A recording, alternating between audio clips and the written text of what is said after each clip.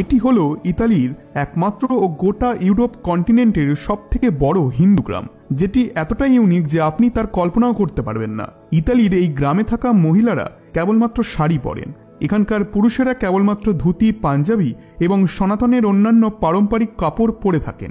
গ্রামে চাষ করার জন্য ট্রাক্টরের মতো যন্ত্র নয়, বরং গরু ও ষাঁড়ের সাহায্য নেওয়া হয়। এখানকার ছোট ছোট বাচ্চারা মডার্ন এডুকেশনের সাথে সাথে সংস্কৃত ভাষা শিখে বেদ শাস্ত্রের অনুসরণ করে।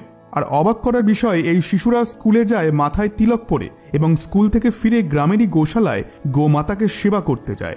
এবং বিগত কয়েক বছরে ইতালির এই সবচেয়ে বড় হিন্দু গ্রামে আসা ট্যুরিস্টদের সংখ্যা এতটাই বেড়ে গিয়েছে যে এক বছরে যত পর্যটক গোটা ইতালিতে আসে তার চেয়েও 3 গুণ বেশি পর্যটক এই অ্যানশিয়েন্ট হিন্দু গ্রামে আসে। ইউরোপিয়ান কান্ট্রিগুলিতে এখন সনাতন ধর্মের অ্যানশিয়েন্ট কালচারের ডিম্যান্ড বেড়েই চলেছে। বন্ধুরা, এই গ্রামের নাম হলো কৃষ্ণা ভ্যালি। আরও একটি নাম আছে, সেটি হলো নয়া ব্রজধাম, অর্থাৎ নতুন ব্রজধাম। তবে এই গ্রামের মুখ্য নাম কৃষ্ণা ভ্যালি বা কৃষ্ণঘাটি।